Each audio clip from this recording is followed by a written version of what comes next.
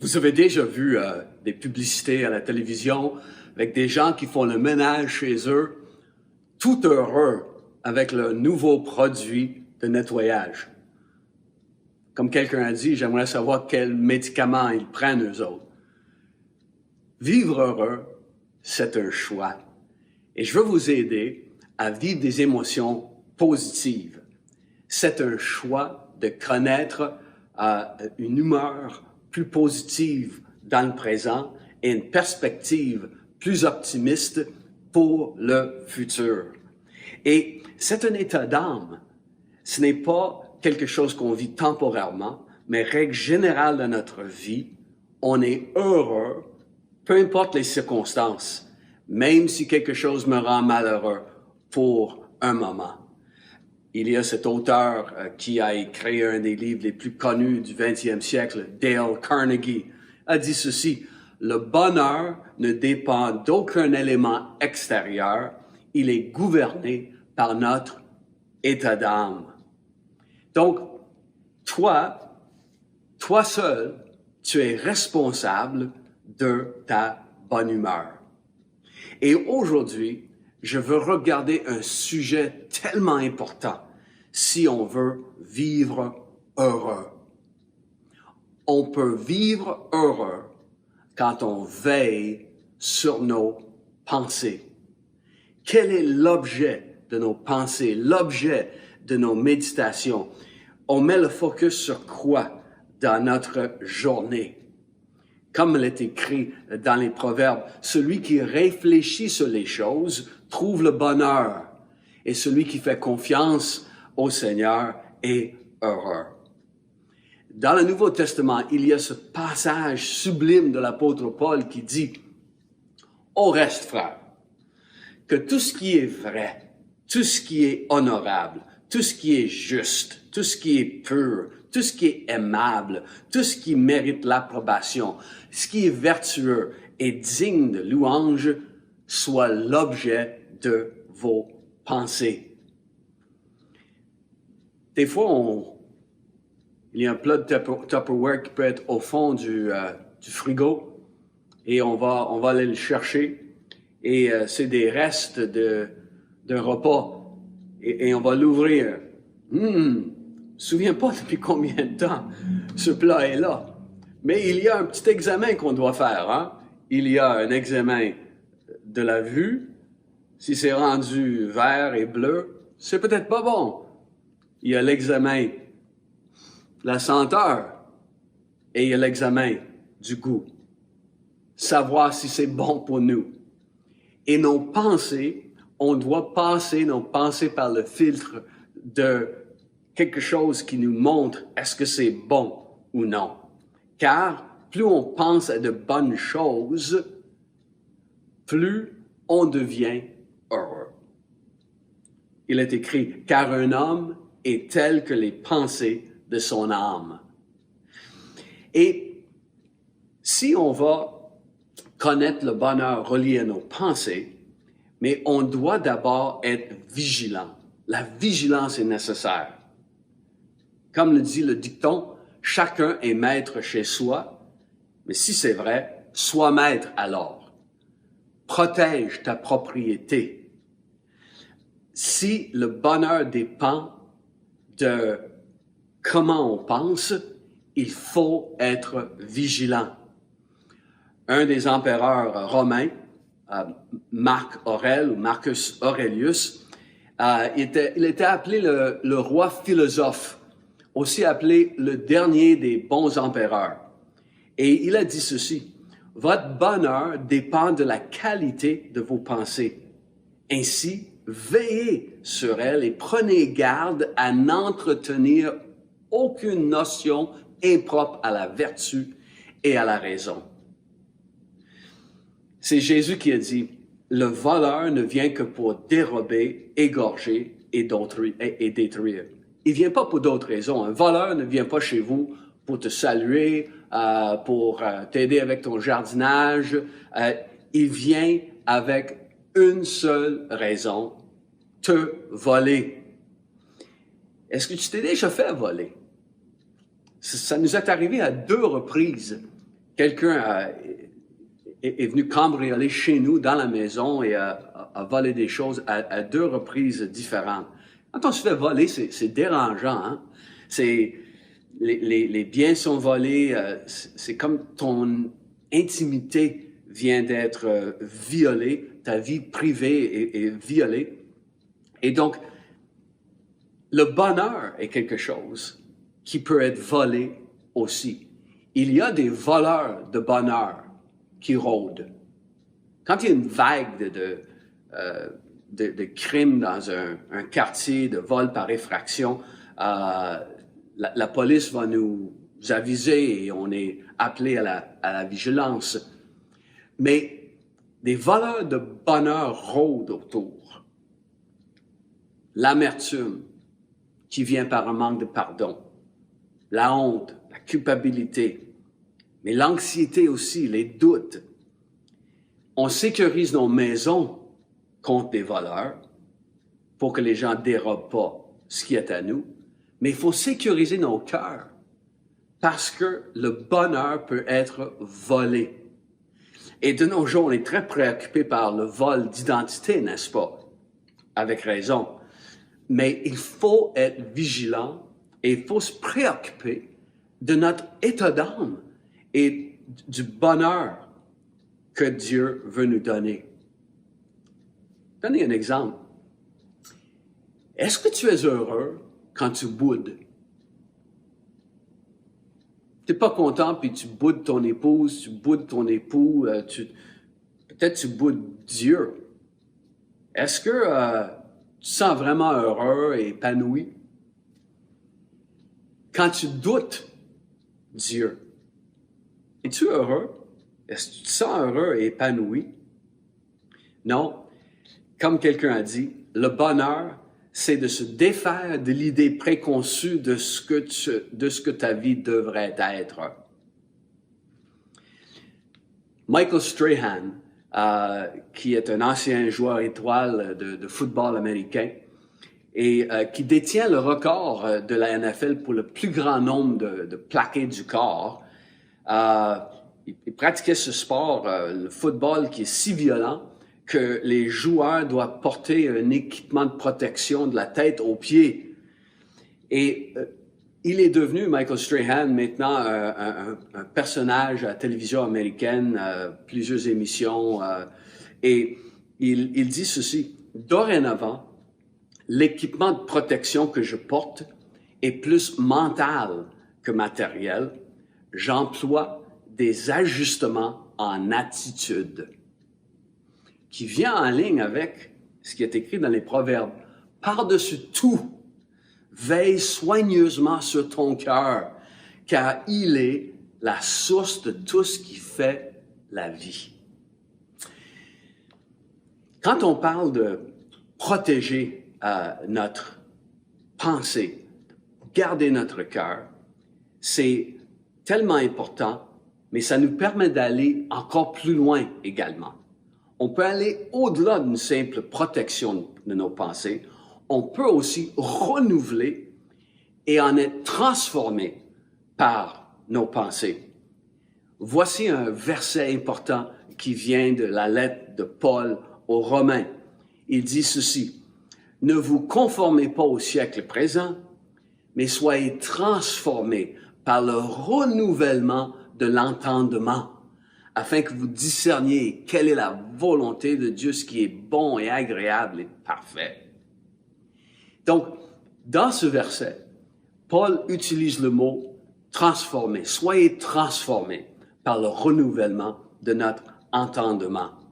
Et comme vous savez probablement, le Nouveau Testament a été écrit en grec par les auteurs à l'époque, et le mot que nous avons traduit transformé en français, c'est le mot grec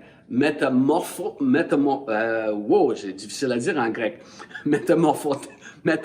Métamorpheste.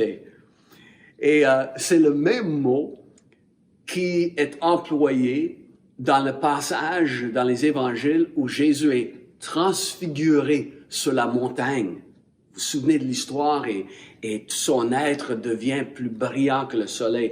C'est le même mot qui est traduit changer dans le passage aux Corinthiens, que nous serons changés de gloire en gloire.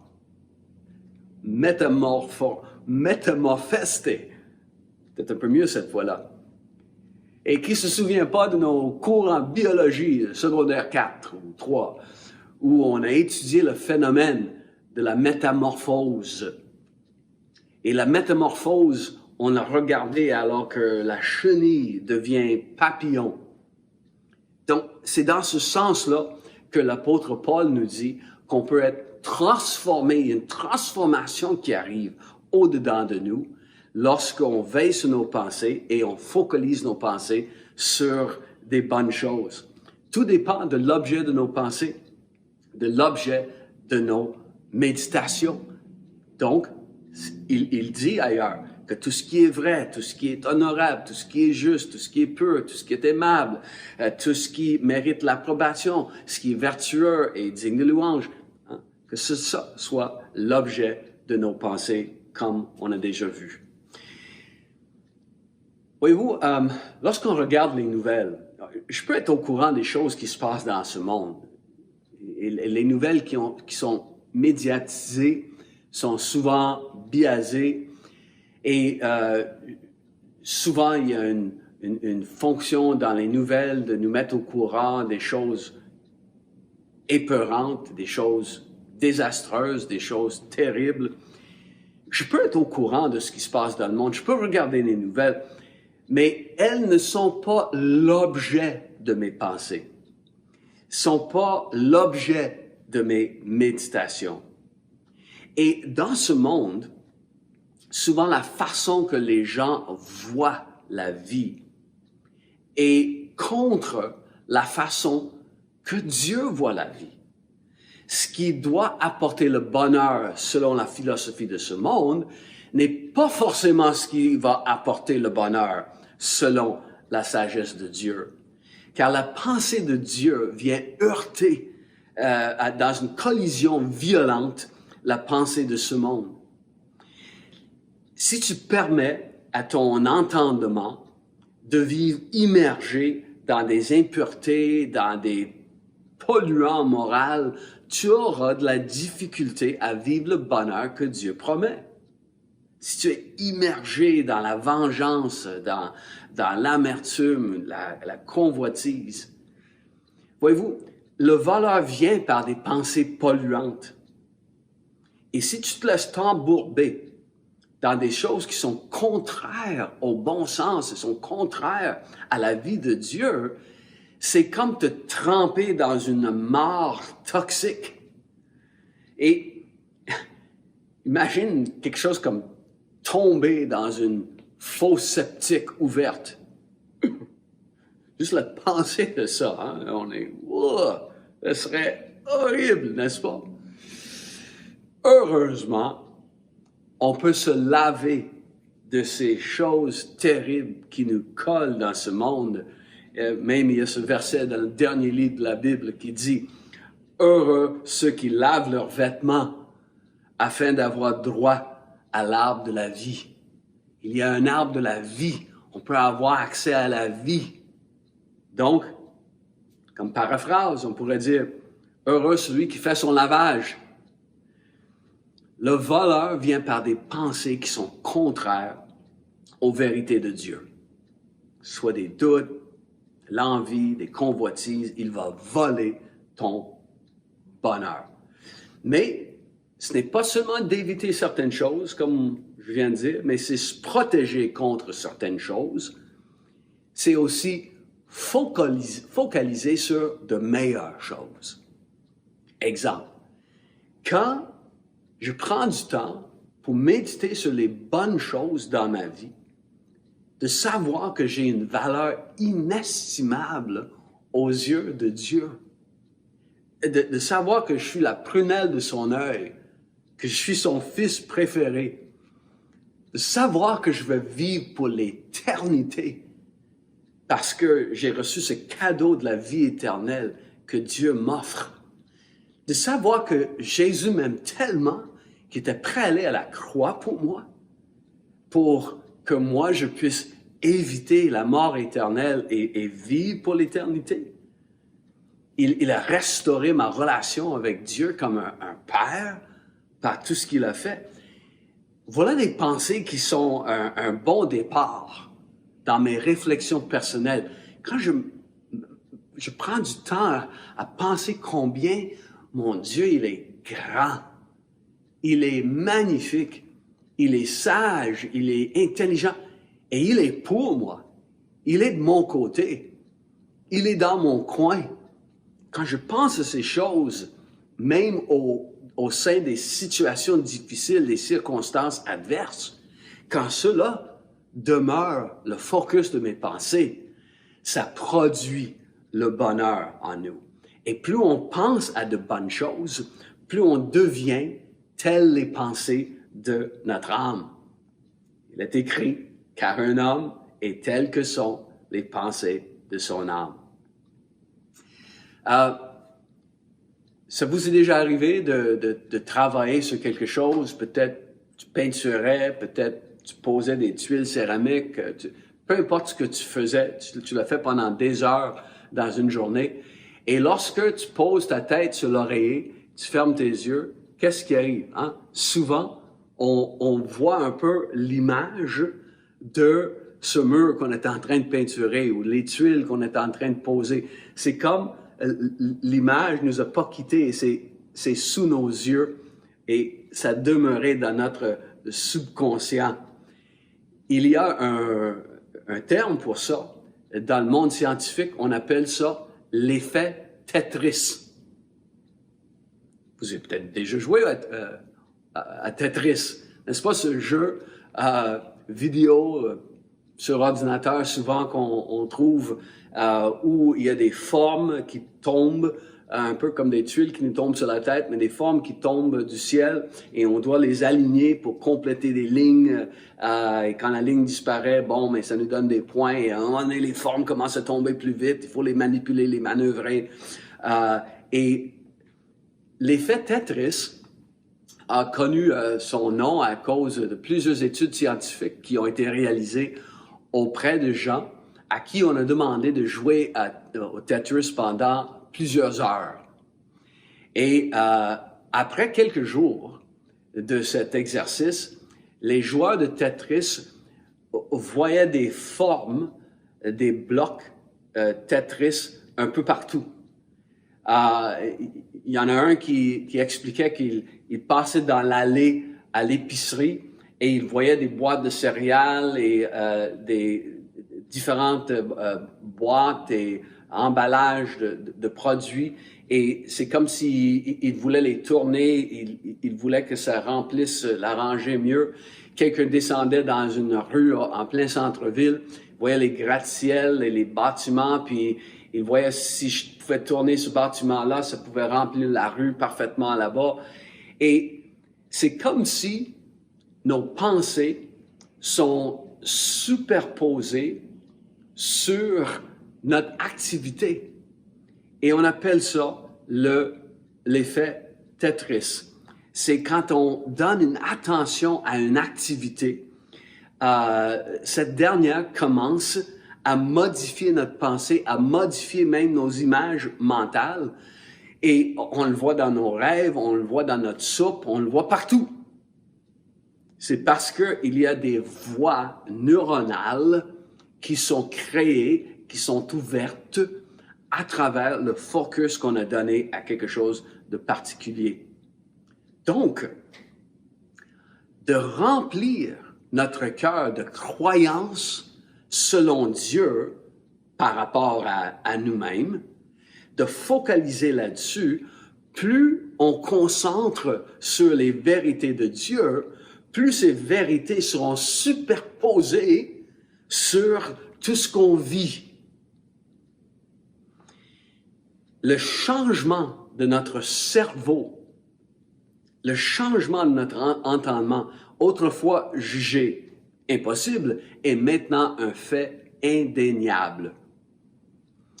D'autres études scientifiques ont prouvé comment des gens ont développé, autrement dit, leur cerveau a changé, la composition de leur cerveau a changé suite à des activités à répétition. Les gens qui étaient victimes d'un accident, par exemple, qui enlevait la vue. Et là, la personne devait apprendre à lire le braille. Donc, on prend l'index et on va sentir les indentations et comment les petits points dans le papier sont surélevés. Et on a étudié l'activité du cerveau des gens qui avaient appris à lire le braille. On a tapé sur le doigt de la personne qu'elle n'utilisait pas pour lire le braille et il y avait une activité dans le cerveau qui était tout à fait ordinaire, normale. Mais quand on a tapé sur le doigt qui lisait le braille, il y avait une explosion d'activité dans le cortex cérébral qui révélait qu'il y avait un changement dans le cerveau relié à l'activité de lire le braille. Notre cerveau change en réponse à une activité ou en réponse à une concentration en continu sur certaines choses. Donc, on peut renouveler notre entendement, on peut en être transformé. Dans d'autres exercices qu'on a fait avec des groupes de personnes, on leur a demandé d'écrire 3 bonnes choses qui soient arrivées dans la journée. Et quand on fait ça, notre cerveau commence à scanner les 24 dernières heures pour des choses potentiellement positives. Quelque chose qui t'a fait rire, quelque chose qui a été une expérience nouvelle, peut-être un accomplissement au travail, peut-être une bonne connexion avec quelqu'un dans la parenté ou un ami. Et les gens, selon ces études, qui ont écrit 3 bonnes choses chaque jour pendant une semaine, étaient plus heureux et moins déprimés qu'un groupe qui avait une autre tâche à accomplir. Plus ils scannaient leur monde pour de bonnes choses qu'ils pouvaient écrire, plus ça devenait facile de les reconnaître, de voir ces bonnes choses-là, un peu partout, sans forcer. L'effet Tetris. Donc, les choses que tu vas écrire, si tu fais cet exercice, n'ont pas besoin d'être profondes ou compliquées, seulement quelque chose de spécifique. Au reste, frère, que tout ce qui est vrai, tout ce qui est honorable, tout ce qui est juste, tout ce qui est pur, aimable, et ainsi de suite. Donc, comme toute autre chose, plus on pratique de focaliser nos pensées, plus on devient adepte à le faire, à focaliser nos pensées sur quelque chose de bon. Donne la priorité dans tes pensées à ce qui est bon. Décide sur quoi tu vas méditer. Décide ce qui fera l'objet de tes pensées. Encore une fois, c'est un choix. Et on va poursuivre sur ce même sujet la semaine prochaine parce que c'est tellement important, il y a tellement d'autres choses à dire là-dessus. Comment penser sur des bonnes choses peuvent amener un bonheur et nous permettre de vivre heureux sur cette terre. Dieu désire que tu sois heureux. Et alors que tu réfléchis sur les choses, les bonnes choses, tu vas trouver le bonheur, Dieu dit. Et cette semaine, je vous encourage à faire ce que je viens de décrire.